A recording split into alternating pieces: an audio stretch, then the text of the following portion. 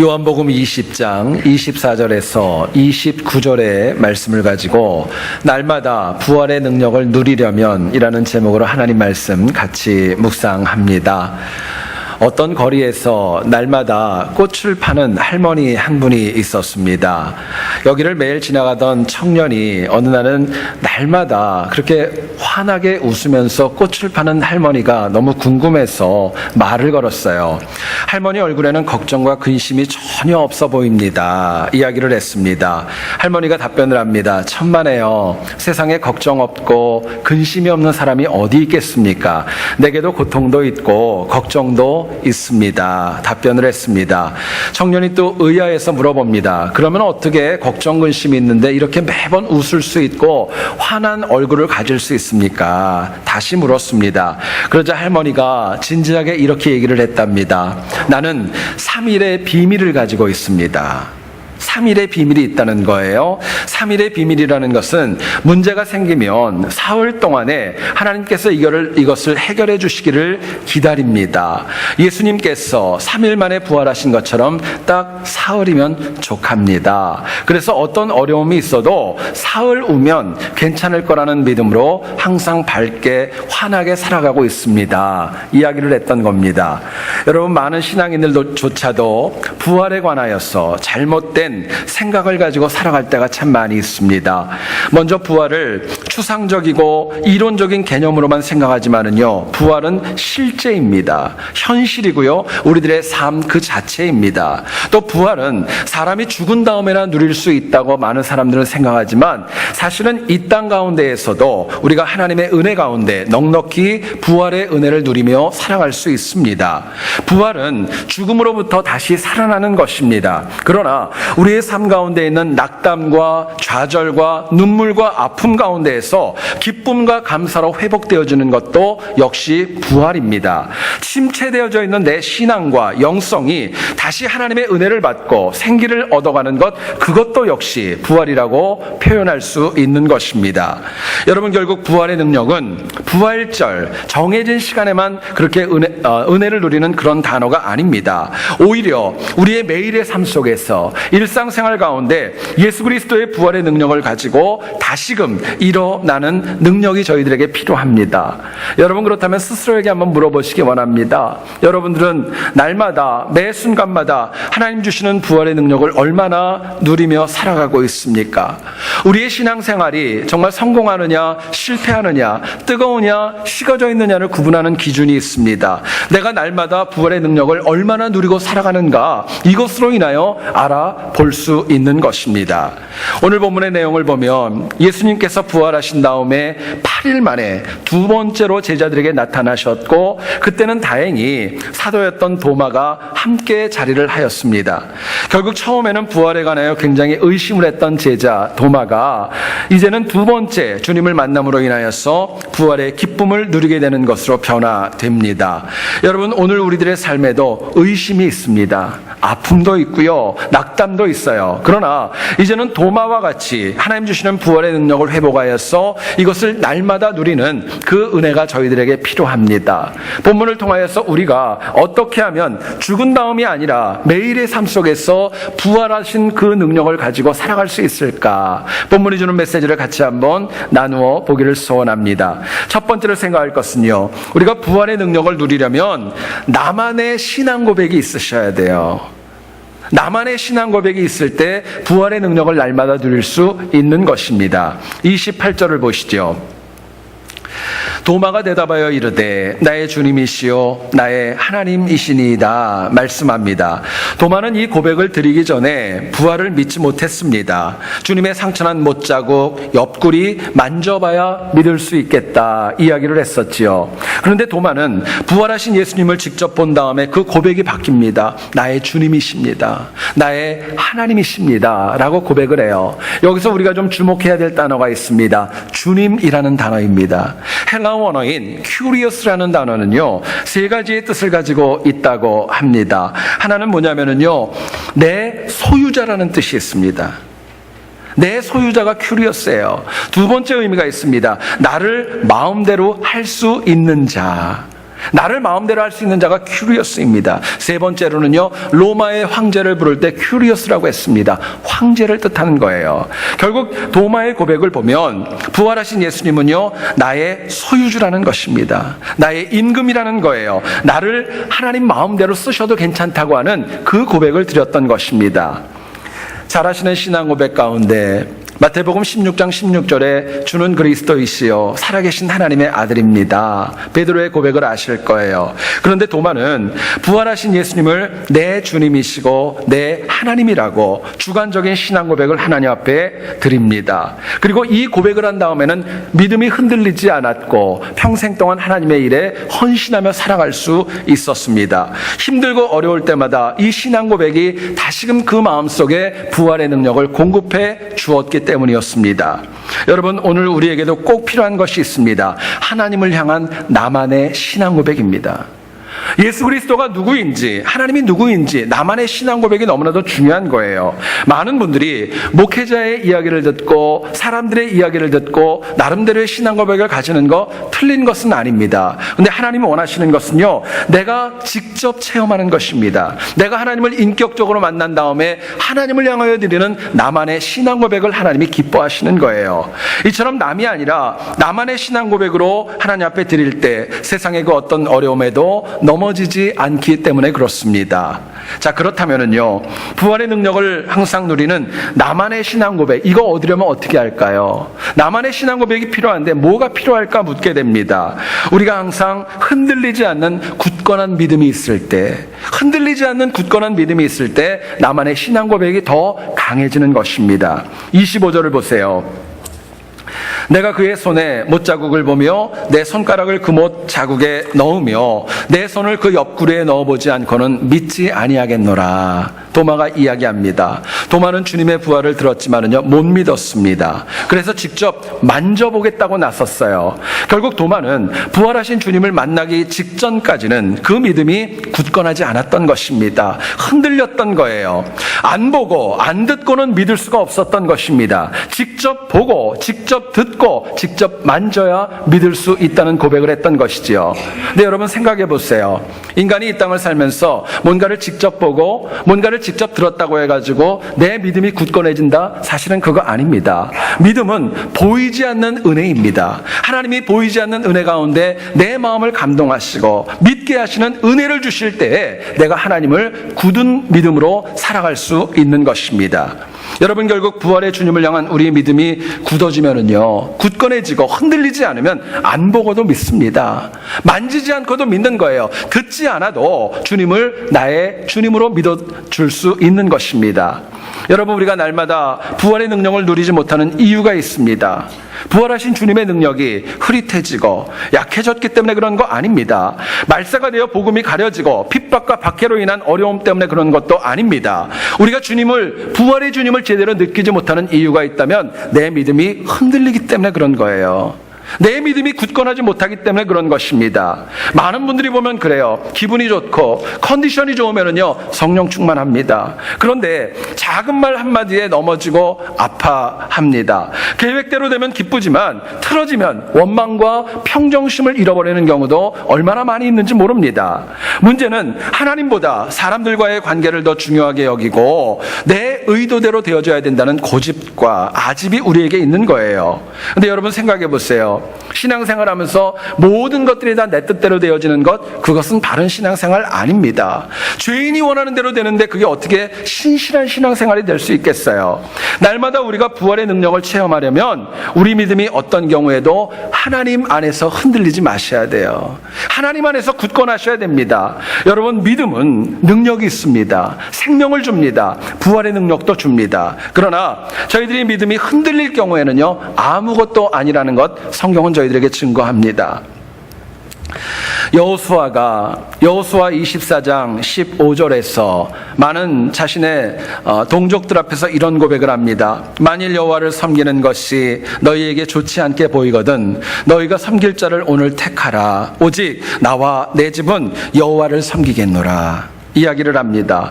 여호수아가 인생의 막바지에 가나안 정복 전쟁이 거의 끝난 다음에 마지막으로 하나님 앞에 드리는 귀한 신앙 고백이었습니다.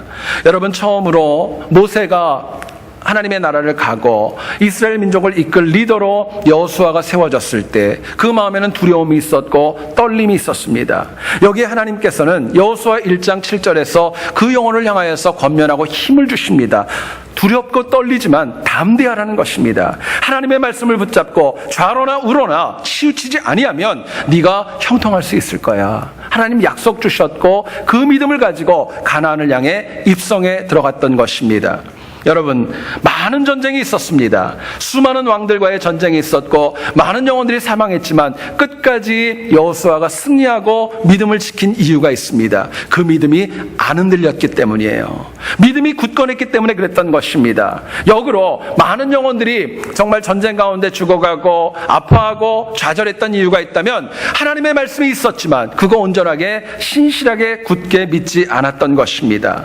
여러분, 꼭 마음에 새기기를 원합니다. 최종적인 승리를 원한다면, 부활의 능력을 원한다면, 매일의 삶 속에서 부활의 능력을 내가 누리고 살기를 원한다면 내 믿음은 흔들리지 마셔야 됩니다.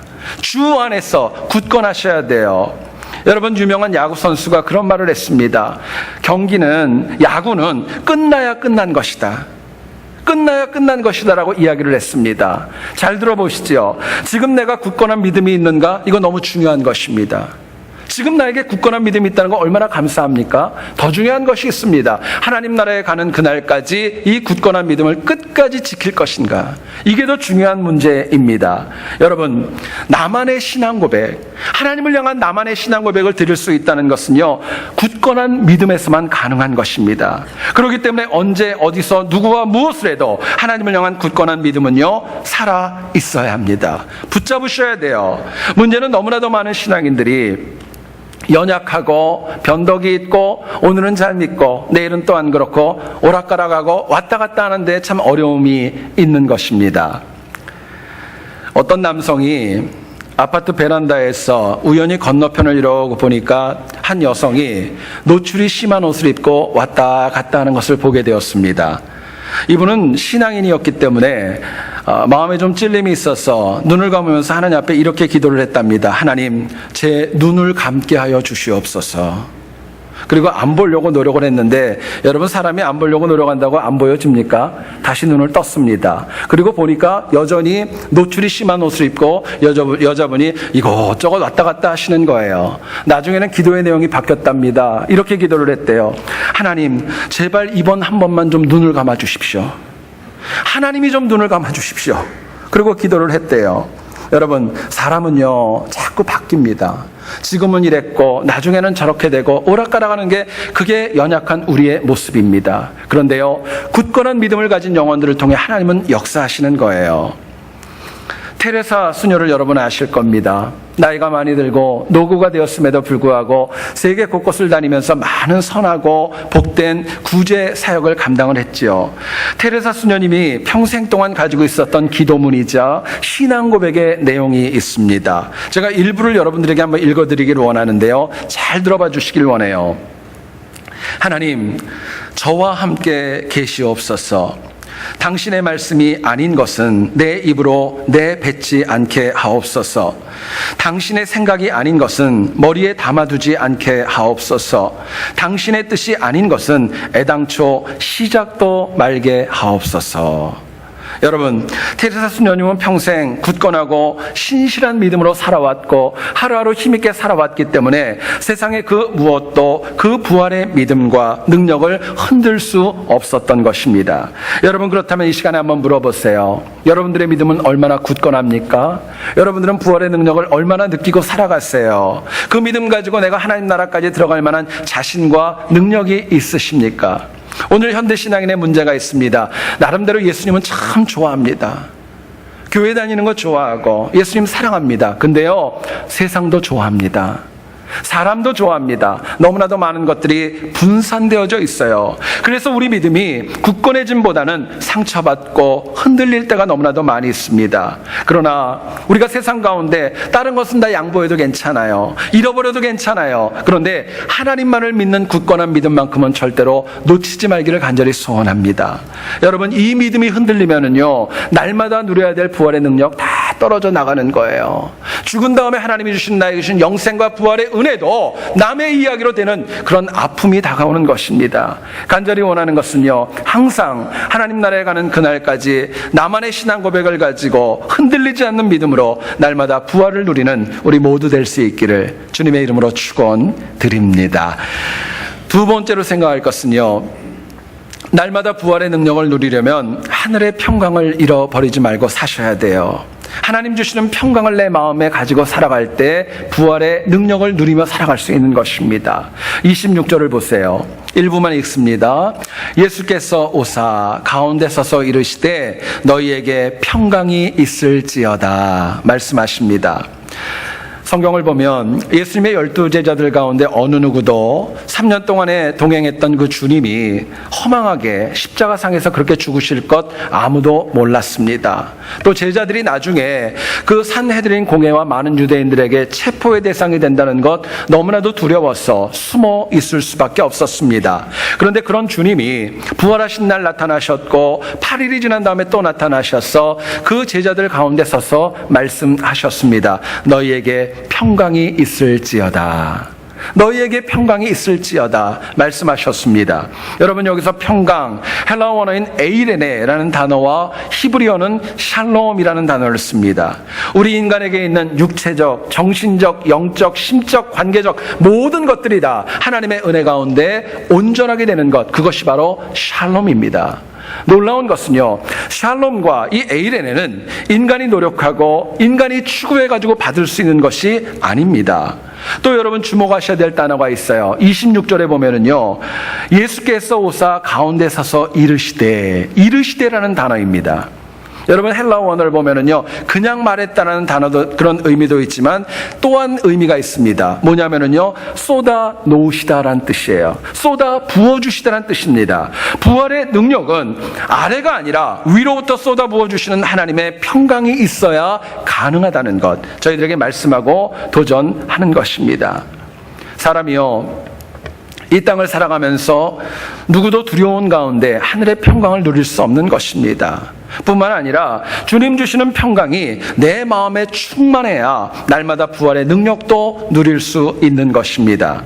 특히 오늘날과 같이 우리 주변과 우리 모든 것들이 다 안팎으로 안정되어져 있지 않은 상황 속에서는 더욱더 하늘의 평강이 절실히 필요합니다.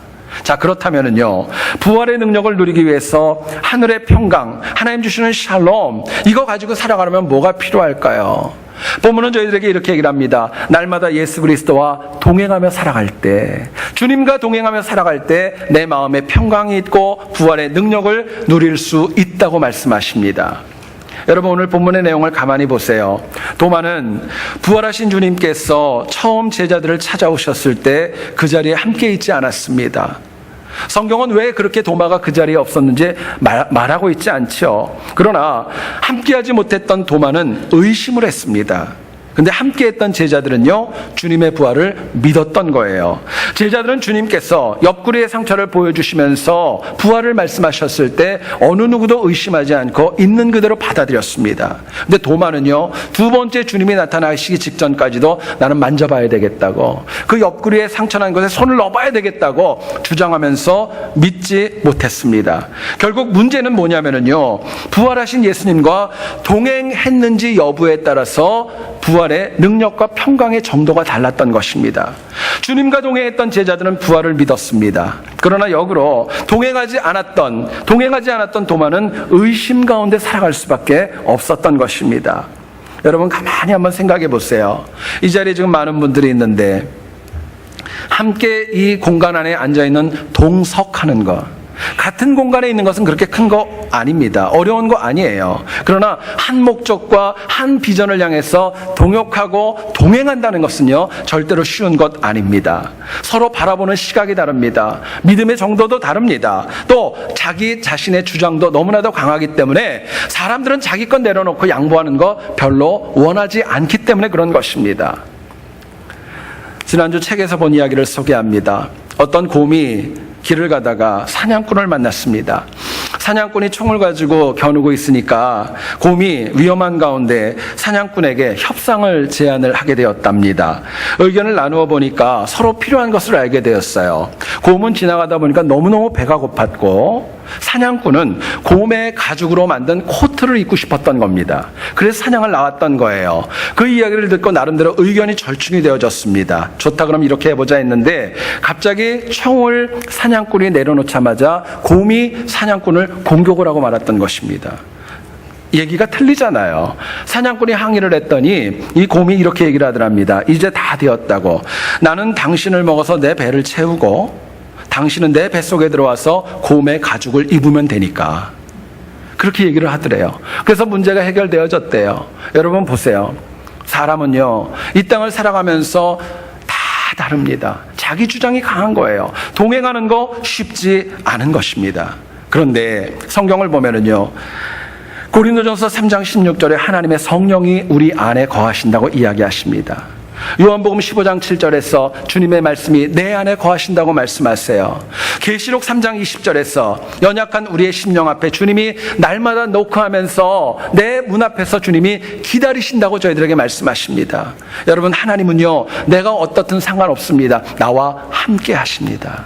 문제는 그렇게 나와 동행하시는 하나님과 내가 동행하지 못하는 것입니다. 하나님의 사랑을 받고 살면서 하나님을 떠날 때가 많이 있고 하나님의 마음을 아프게 할 때가 많이 있고 하나님 앞에 범죄할 때가 저희가 너무나도 많이 있는 것입니다. 하나님은 항상 내 위주로 나를 사랑하시지만 나는 항상 내 위주로 하나님을 이용할 때가 너무나도 많이 있다는 것입니다. 여러분, 우리가 날마다 부활의 능력으로 평강 중에 살아가려면요, 하나님과 동행할 수 있기를 소원합니다. 막달라 마리아를 아시죠? 막달라 마리아는 부활의 능력을 가장 크게 체험했던 영혼입니다. 그 막달라 마리아가 다른 제자들보다 식견이 더 많이 있고 공부를 많이 하고 헌신했기 때문에 그랬던 거 아닙니다. 오히려 그 여인은 7 귀신이 들려가지고 많은 사람들에게 무시받아 마땅한 그런 인생이었던 거 아시지 않습니까? 그럼에도 불구하고 막달라 마리아는요, 언제나 주님과 동행했습니다. 부활하시기 전에도 그랬고 죽으실 때도 그랬고 죽으신 다음에도 그 무덤을 향하여서 제일 먼저 찾아가가지고 주님과 동행하기를 원했던 영혼이 막달라 마리아였던 것입니다. 주님과 동행하는 가운데 그 인생의 문제와 아픔들이 다 해결되어졌다는 것 여러분 아실 거예요. 이민자로 이 땅을 살아가면서 남모를 아픔과 눈물이 참 많이 있을 겁니다. 아까 우리 장로님 기도하셨지만은요, 신분의 문제도 있죠.